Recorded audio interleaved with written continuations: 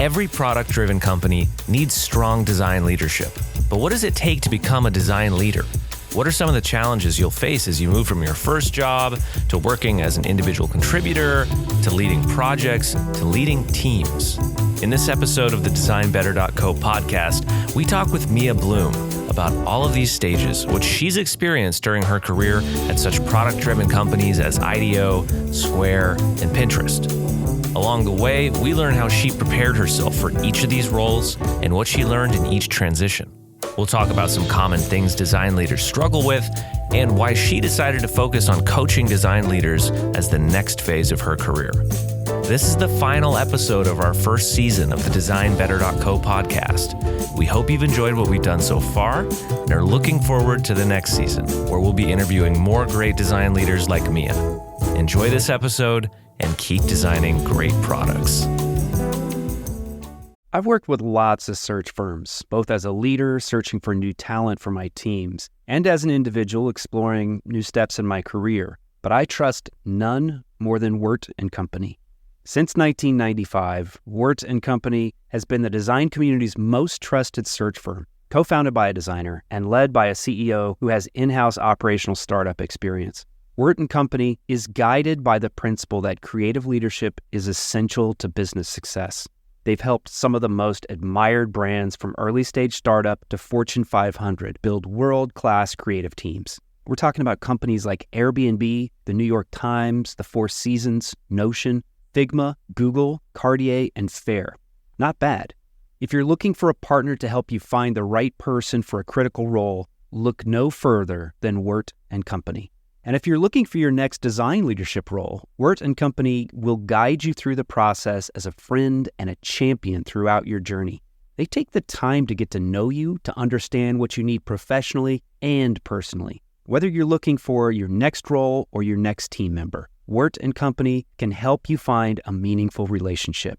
Visit wirtco.com to learn more and get in touch. That's WERTCO.com. Support for Design Better comes from Gusto, who make running a small business easy. Get 3 months free at gusto.com/designbetter once you run your first payroll. Running a small business is hard work, especially all of the payroll, quarterly tax filing stuff, and HR things. I'd rather be focused on my business and my customers than dealing with the administrative duties. But Gusto makes it easy. They automated the complicated parts of running a business. With Gusto, I never miss federal or state payroll tax filings. And I love the time off requests and time tracking tools. Gusto even offers a small group health insurance option for nearly any budget. When you run into issues you need help with, their HR experts are ready to help. It's a very well-designed product, easy to use, and great emotional design that will put a smile on your face. Design Better listeners get 3 months free once they run their first payroll. Just go to gusto.com/designbetter. That's gusto.com/designbetter. Mia Blume, design leadership coach. Welcome to the Design Better podcast. Thank you. I'm excited to be here. We're excited to chat with you today. We're very curious about what you've been doing with design leadership, because it's definitely a hot topic in the industry. But let's start first. You had a pretty interesting start to your career. You've been at some really cool places like IDEO, Square, Pinterest. So you've seen a lot of different types of companies and organizations, how they work, and it probably took a lot of lessons from that. But somehow, almost directly out of college, if I'm not mistaken, you managed to land a job at IDEO, right? Yeah, I started as an intern. that's a pretty incredible place to start a career. How did you manage to get your foot in the door at IDEO so young?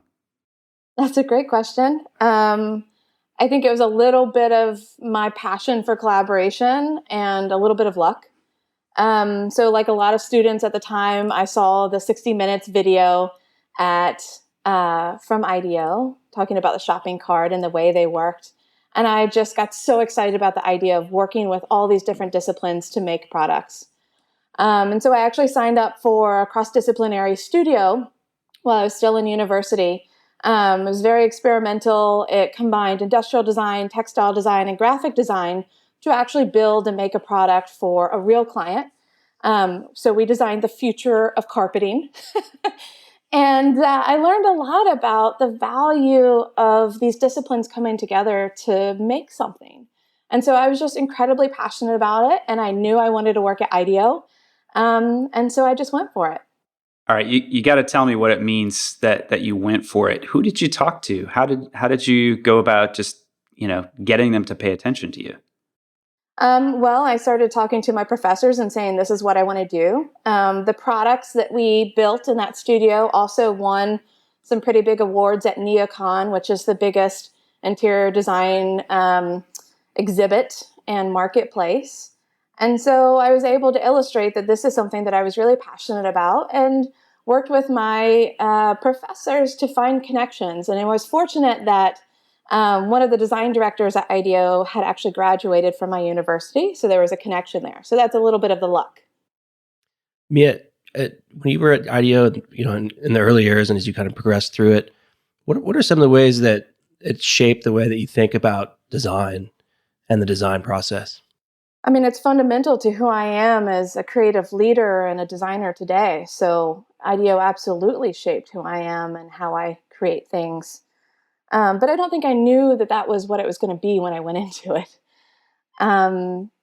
Fundamentally, it was about creating products for people that also serve the needs of a business. And that is, one of the unique struggles of design leaders and design teams across all industries today. How do we do both of those things successfully? And I was fortunate enough that I got to learn how to do that from some of the most creative designers and leaders for some of the largest Fortune 500 companies. So it was a really unique experience. Did you ever just totally screw up in that job? Of course, don't we all? I made lots of dumb mistakes. But I was fortunate that I was in an environment where people celebrated learning. And that gave me the space to try new things, to fail creatively and as a leader, but have the support to get back up and keep going. Were there also any leaders or mentors at IDEO that really shaped your perception of what a good leader looks like? Oh my gosh. So many. I don't know if I could just pick one. If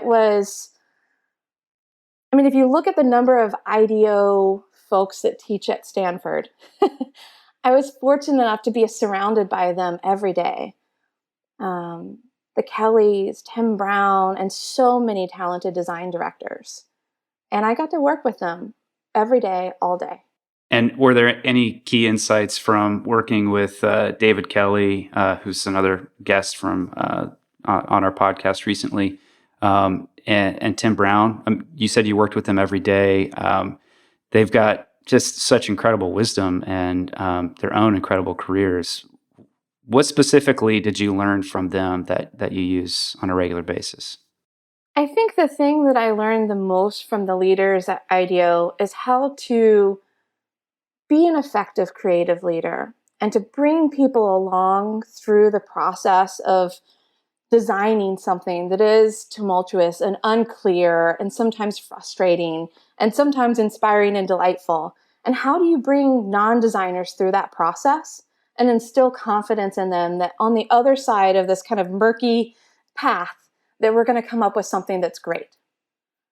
And today they talk a lot about creative confidence. And that was certainly what they taught us as creative leaders, but also as consultants, how to bring others through that process. That's great. So it's interesting to, you make your way into IDEO as an individual contributor, as a designer. You're developing this creative confidence in a very unique, nurturing environment, sounds like. Talk us through what that transition into leadership looked like. At what point was it recognized that, hey, Mia might be a really good team lead or project lead? How did you move up in the ranks? And what was that process like to make the transition? Yeah, I think like a lot of designers, I kind of stumbled into it. I was working on a really big project for a tech company here in the Bay Area, and our design lead left in the middle of the project, and they created an opportunity for me to step up and lead. It wasn't planned. It wasn't this perfect, path that I had created with someone else. It was an opportunity for me to step up. And in that moment, I had to decide, is this something that I want to do? And do I have the support to be successful in this? I wish I could say that it was a perfectly planned ladder and building of skills and perfect timing, but I don't think it ever really is for anyone. And did you have direct reports immediately, or was it more just you're on point for a project? Yeah, so most of the project leaders or design leaders on client projects at IDEO don't manage the team. They're more creative leaders plus client managers. So I was fortunate that I didn't have to take on everything all at once. It was really about creative and content leadership. Got it. And did you end up managing people at IDEO?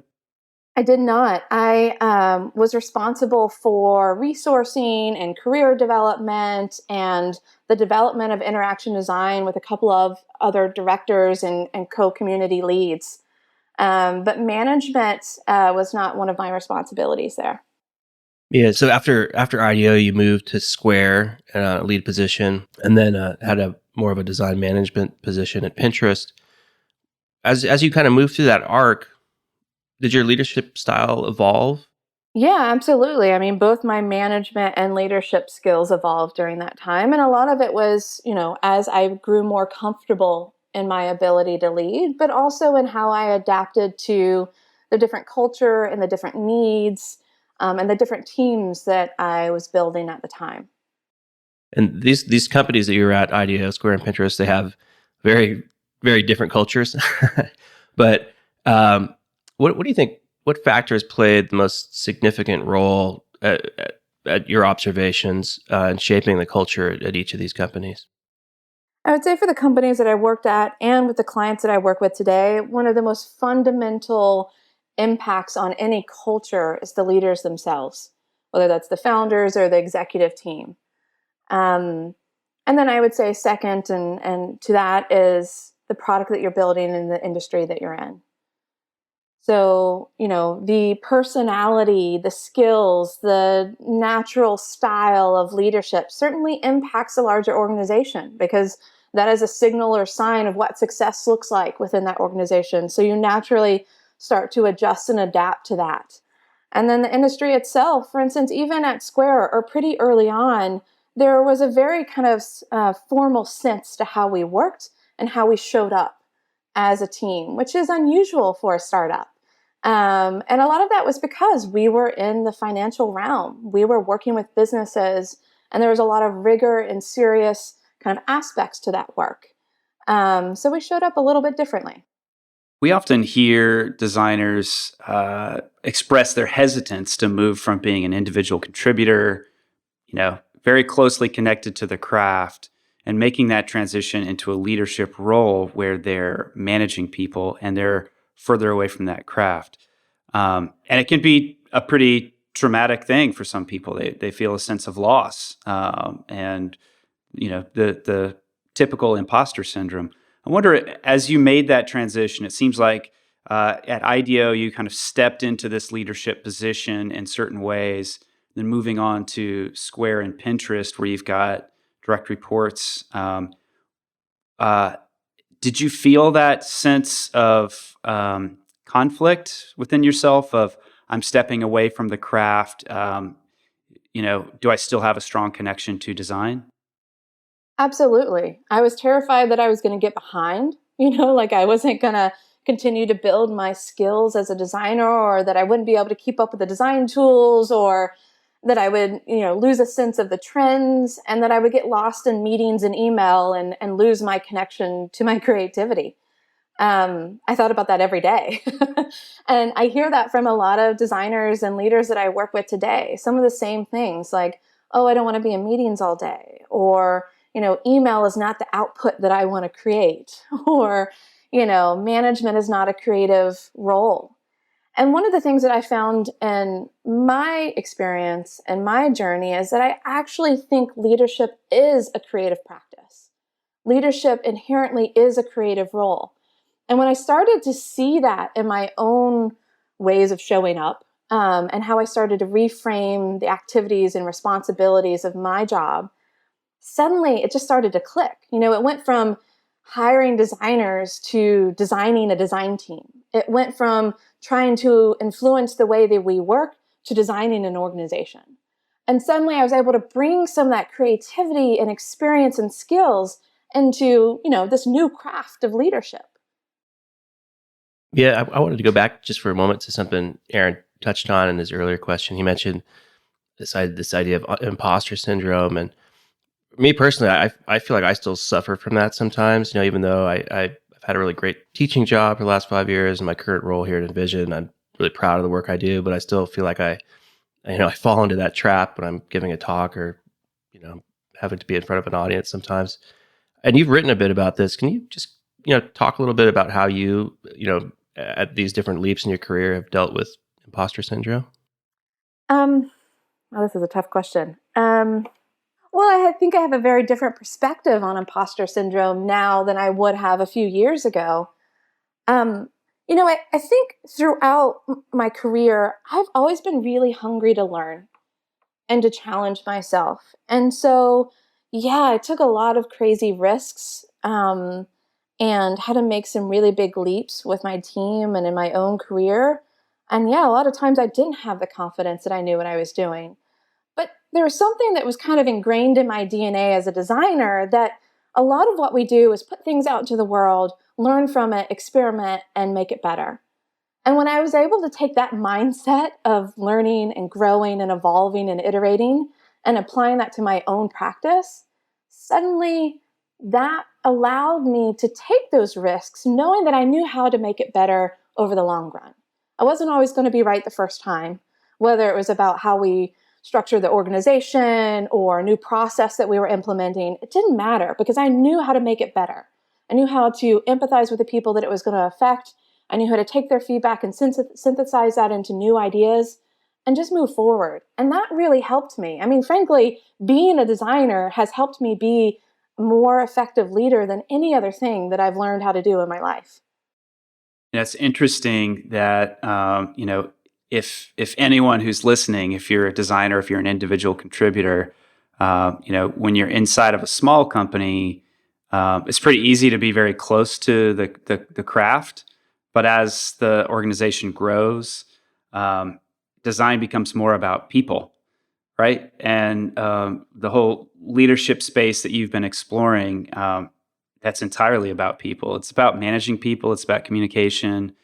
And I wonder if, in your experience at IDEO, Pinterest, Square, if there were things that you saw along the way that really helped make design work better through communication, if like specific people skills, communication skills helps design, let's say, connect better with engineering or communicate better to executives. The ability to communicate, empathize, and connect with other human beings around you is some of the most important skills that a designer can build. And I was fortunate enough that, inherently as a consultant at IDEO, I had to elevate my soft skills really quickly. I had to stand in front of large groups of executives and facilitate workshops and navigate through really tough questions with them. And that allowed me, as I kind of shifted into the startup world, not only to negotiate and collaborate and communicate with my new executives, but to teach my team and help them level up their soft skills so that they could be effective. Because we all know, no matter how great our ideas are, if we can't communicate them and rally others around them, they're not going to go anywhere. And so, the empathy, the communication and presentation, the ability to influence others and advocate for new ideas, that is truly what helps design teams be successful over the long run. How do you go about cultivating those soft skills with people? Is that something that you just screen for, or is that something that can be coached? I think both. It's absolutely something that you should interview and evaluate for new candidates. But I think it's also something that you can practice as a team. I deeply believe in the value of critique for a variety of reasons within a design or creative organization. And one of the great values of a critique is that you get to practice as a team your ability to communicate your ideas, to explain your design decisions, to discuss and debate in a healthy environment before you extend that out to the larger cross-functional organization. So you've made this shift over to design leadership and the kind of consulting and coaching practice for budding design leaders. What was behind your decision to make that shift, and why is design leadership such an important topic for you right now? I wish I had a really clear answer for you, but I'll try and give you. I'll try and give you one. I decided to focus on leadership coaching for a variety of reasons. I mean, just in general, I want to see design have more impact on the world. I mean, who doesn't want to live in a world where our products, services, organizations, governments are designed to actually serve the people that they're created for in new and better ways? So ultimately, I want to support the success of design as a function and discipline. The other thing that I was noticing is that there are a lot of my peers and emerging design leaders around me, particularly in tech, that didn't have the support they needed to be effective. And, there's a lot of different reasons for that. We are in a very fortunate time where design is getting more opportunity to step up and lead within organizations. Design teams are often some of the smaller teams within larger product organizations. And, our schooling and education doesn't really support leadership, management, and business development as part of, kind of growing up as a designer. So all these things were coming together. And I realized that there was just such a need for design leaders to have the support to be great managers and great leaders within their organizations. And I wanted to see more of those people succeeding. So now I do that in a couple different ways. I coach individual leaders to help them build up their skills and build their teams. I work with design leadership teams to help them be effective as a team. So what does it mean for us to show up not only as individuals, but as a leadership team? And I also build custom curriculum development for tech companies, specifically for UX, creative, and design teams. That's, you said that undergraduates, training doesn't typically involve much leadership. And I'd really have to agree with that, at least where I went to school. It's funny, I just got a survey today from my undergraduate school asking, how well do we do in these various topics? And most of them were quite good, but there was leadership. And, I had to be honest that there just wasn't much leadership, coaching or training involved. And I'm curious, are there ways that you see undergraduate institutions doing a better job of teaching leadership? I think there's a lot being asked of undergraduate programs right now, particularly because designers are being asked to do so much. And I don't know if it's appropriate for these programs to actually teach leadership per se, but I do think there are some fundamentals around communication and cross-functional collaboration that is a version of leadership that will set designers up for success. Even in their first role and as they grow into leadership roles. Do I see anyone doing that well? It's a mix. I'm optimistic that it will get better. But there are some programs that are doing more of kind of what I mentioned, that I was able to do early on in my university experience, where there was real client projects and cross-functional teams that were working on that.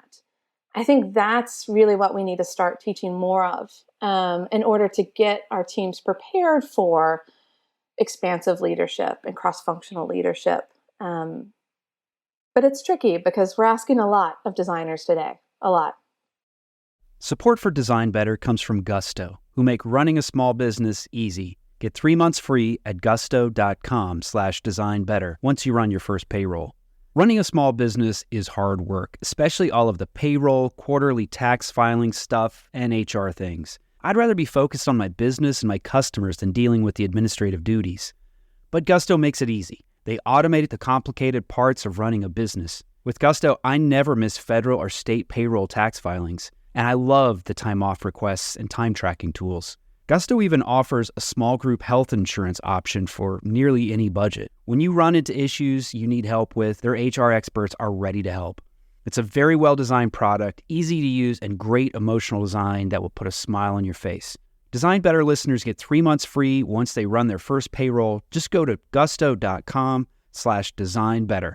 That's gusto.com/designbetter. Support for Design Better comes from Factor, America's #1 ready-to-eat meal delivery. Design Better listeners can save 50% on their order at factormeals.com/designbetter50. Use the code designbetter50. You know what happens at my house when things get really busy? In the evenings, we turn to takeout, which can be expensive and it's not very good for our health. Lately, we're making a better choice at crunch time. We turn to Factor for chef-created, dietitian-approved meals that are ready to eat in just 2 minutes. We like the flexibility of Factor too. You can change your order up every week with plans from 4 to 18 meals per week, or you can pause or reschedule your deliveries at any time.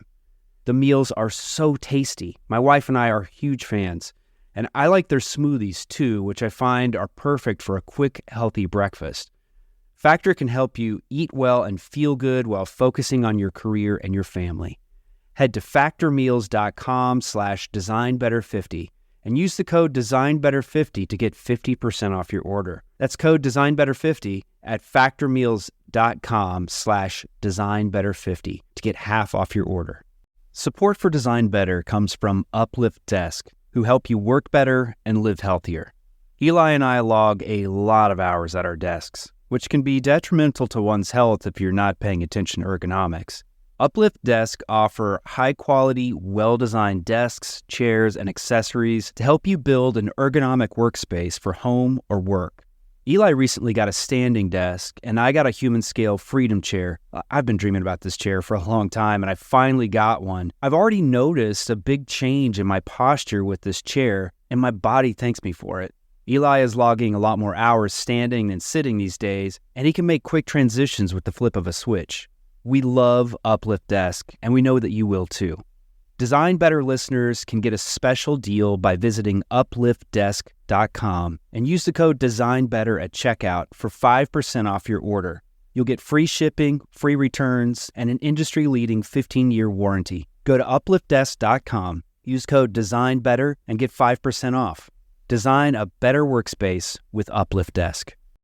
Do you find it's hard to help companies understand the value of investing in design leadership? Do they connect the dots between, if we have a strong design leadership component of our organization, we will get, big dividends out of this?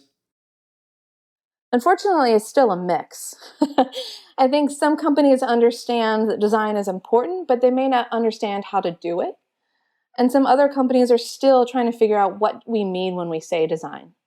And unfortunately, our community has not done a great job of actually explaining what we do and all these miscellaneous titles and the ways that we describe what design is.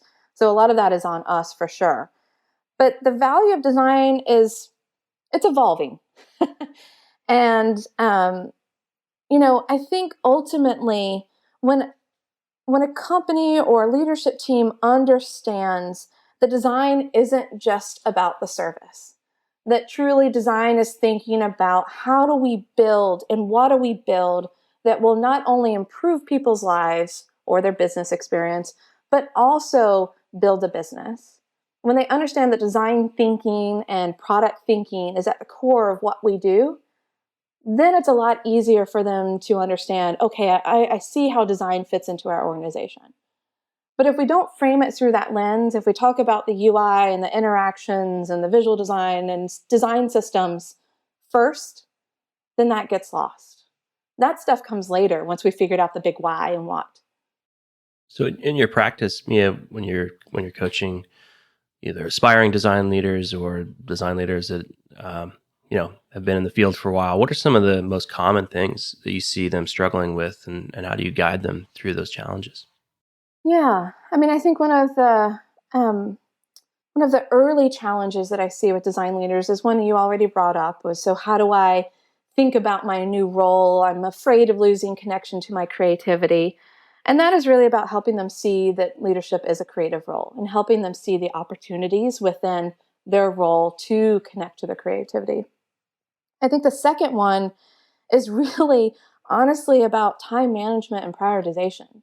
No matter how experienced my client is, whether they're a VP and they've been a manager or leader for 10, 15 years, they still struggle with that. And I think a lot of that is just how we work as organizations today. There are so many things coming at us. The little red dot is pretty much everywhere on every device we have. And it's really easy to become reactive to those meetings, to those emails, to those messages, to someone showing up at your desk. And one of the things I work with my clients on is how to be more intentional about your time and your priorities and how you want to show up as a leader. Because those behaviors certainly illustrate to your team what you value and what success looks like. And one of the biggest gaps I see is that leaders often see their work or their job as showing up to those meetings and being present. But actually, some of the most valuable work they can do is setting time aside for themselves to think, reflect, digest, synthesize, and strategize. That is their work, not going to a bunch of meetings. Certainly that's a part of it, but that's not everything. And so a lot of it is about helping people figure out, how do I show up with much more focus and intention and not get lost in the everyday chaos? Can you talk about some specific tactics that you advocate that help people protect their time and prioritize? Yeah, absolutely. I talk a lot about design or be designed, which basically is, it's up to you to design your time and your energy, or you will be designed by the system. So some of the specific tactics are things like blocking out an hour on Monday and at the end of the week on Friday to reflect on what happened and what do I need to do next. It's about, every 2 weeks having 3 or 4 hours where you go off and you explore and you reflect and you strategize. It's about blocking out time on your calendar that you don't want to go to meetings. It's about creating themes within your week. For instance, I used to do Tuesdays and Thursdays were my one-on-ones, and that was team time, because often all the meetings and everything gets squeezed together and we end up being a bit fragmented. We're hopping from one product review to a critique to a one-on-one to who knows what else. And that fragmentation, takes a little energy out of us and makes it hard for us to focus. So if you can organize your time in a way that you're doing the same things consistently, that will help. I also talk about, writing instead of on piece of paper, that old technology, and getting people out of the digital space where they can easily be distracted. But honestly, it's about finding the tools or techniques that work for that particular individual. Yeah, I really like that idea of designing your time. And one of my colleagues wrote a book called Designing Your Life, where he really advocates for something similar, that, structure your day so that you have these kind of high energy events following lower energy events. So he gives the example of, like, I have to do this budgeting meeting, which I hate every week. So I'll follow that up with office hours with my grad students, which gets me really energized. And so structuring your time that way can really make your days a lot more effective and fun. Yeah, that's also about self-awareness of understanding what does give you energy and what depletes you. So I work on a leadership profile with design leaders to identify what are the areas of management and leadership that fuel you and give you energy, and which are the ones that deplete you, even though you have to do them. And how do you think about those activities existing with each other and throughout your week? A lot of that is about resilience and sustainability as a leader. If we're not conscious about that time and energy, it's really hard to be a resilient leader throughout the ebbs and flows of our organization. We recently chatted with Jake Knapp, and he's a self-proclaimed time dork. He has all these hacks to protect his time and to protect focus, and it's fascinating to me that could be a fundamental for leadership in general. Is just that, when you transition from an individual contributor where you really are mostly in control of your time, into a leadership position where you have less control of your time, it can be your downfall. The fact that it's so easy to lose focus. It's so, it's, as you said, it's so easy for someone else, the system, to design you. So, um, I don't know, other ideas about focus in general, about how that plays into the success of a leader? Well, a lot of it as a leader builds their team. It's thinking about how do I build a team around me that will help me and design as a function be successful. That's finding people that want to take on some of those activities that deplete you. And certainly you can't delegate everything, but there might be some things that you can delegate to your team and create an opportunity for them to learn and grow as a leader. And so being conscious about designing the people and the roles, rather, not the people, but the roles around you that enable you to be more successful and show up in the ways that allow you to be an effective leader. It's not just about how you control your time and think about your time, but overall, how are you shaping the team? So, as a design leader, you're obviously interacting with not just your own team and designers, but outside those boundaries. And you're just talking about being an effective leader. What are some ways that design leaders can reach out to other company leaders to be more effective? I mean, I see this happen all the time. Designers are looking for best practices or a playbook, a solution. And I do think, like any design project, it's good to go out and seek inspiration and to understand how the problem has been solved before. However, the reality is a lot of the problems, the really, really tough ones, um, are going to be specific to you as a leader, your culture, your organization. And so that research, reaching out and having coffee, going to design circles and events, that's a really great way to collect that information. But ultimately, you're responsible for designing your organization. So coming back and figuring out, okay, what is the right solution for me? That's the hard work. And that's why I get really excited about coaching, because it's about helping people navigate that creative process for collecting information, synthesizing, and ultimately coming up with a solution that's unique to their experience and their team. Mia, we hear a lot that design leaders struggle to cultivate that next layer of talent, of leadership around them. You said that you've got to pull these people in to sort of protect you and take some of these burdens off of your shoulders, which is an important part of scaling. You're not just scaling the team; you've got to scale yourself. In agriculture, there's this technique called succession planting. It's where you sow a crop and then you wait for that crop to begin to mature, and then you immediately sow the crop again. So you're always, for example, you're always pulling carrots out of the ground.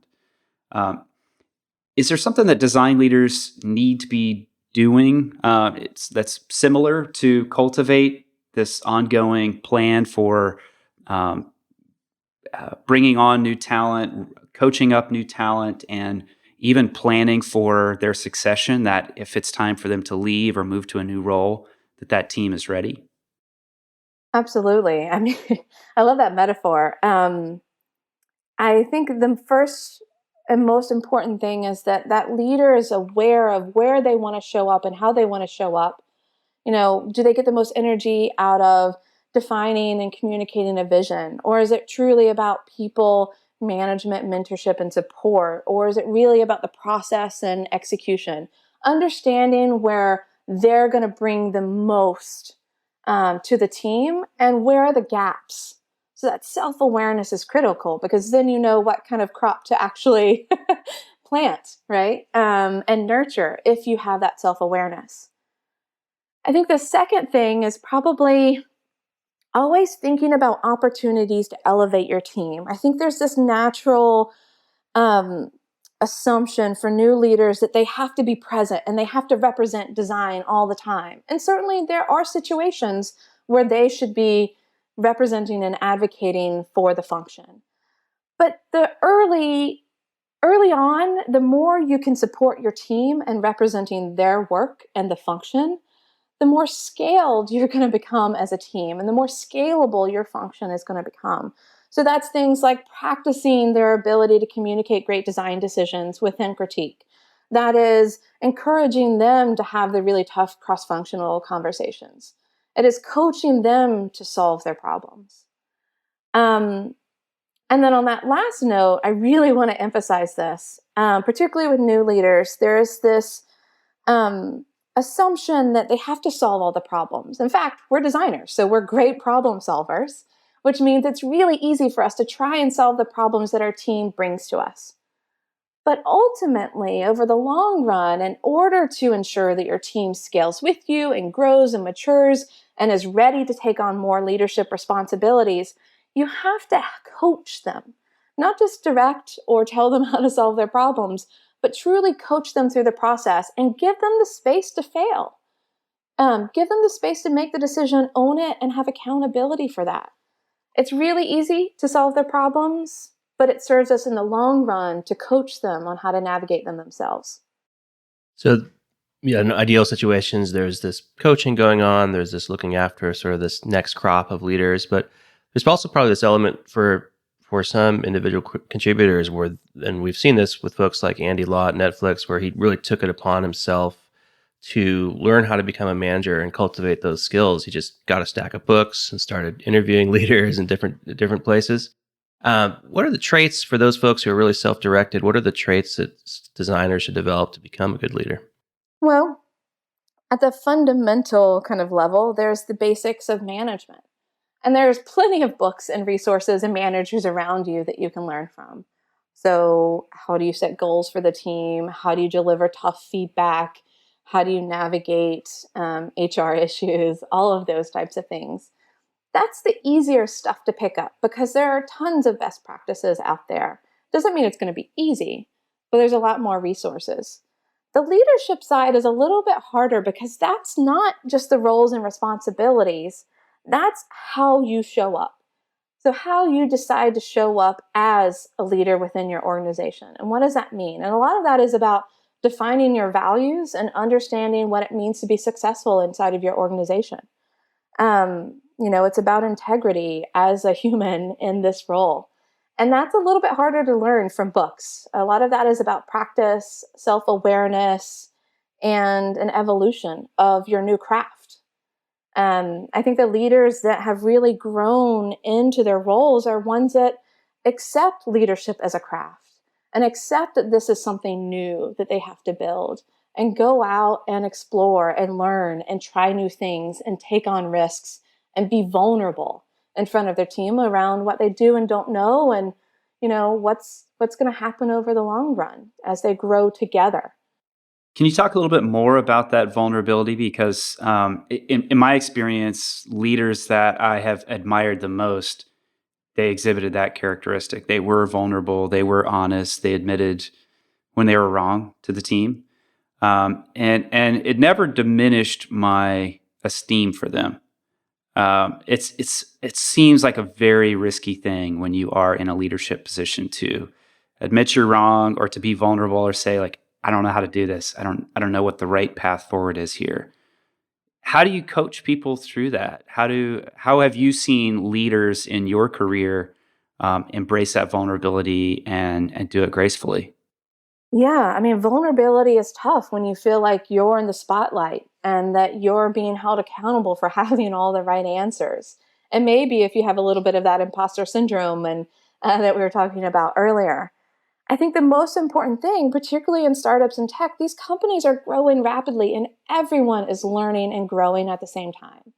And I think it's critical to acknowledge that, hey, we're going to face some challenges together that we have never faced before, which means that we're going to make some mistakes along the way, but we're going to learn and optimize and make it better over time together. And that means that a leader needs to be able to say in front of their team, I'm not going to have all the answers, but hopefully together we can figure out the best ones for us. And that can be risky and that can be scary. But often it's about evaluating, well, what if I'm not honest? What if I'm not vulnerable? What then? How will my team perceive me? What happens when I make a mistake and I don't acknowledge it? Often the consequences of not being vulnerable and honest and exposing some of those challenges to the team means, well, you end up with some really unhealthy cultural challenges.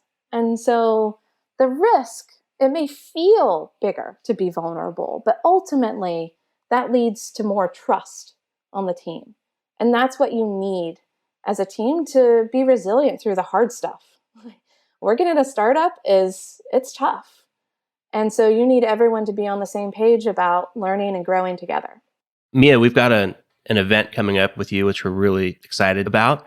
Can you give us a few details on that so we can get people pumped up and excited to sign up? Yeah, so in April, I'm hosting a leadership retreat for women in design across startups and tech. The goal is to bring the experienced, accomplished women in design leadership together to share best practices, experiences, and talk about some of the challenges we face in tech today. We will focus on leadership, connecting to our creativity, and building resilience. It is in April in Palm Springs, so it's going to be a lovely, lovely place. And it's called Within. So gowithin.co. What a great title. Yeah, it's great. Yeah. Mia Blume, thank you so much. Appreciate you being on the Design Better podcast with us. Thank you for having me.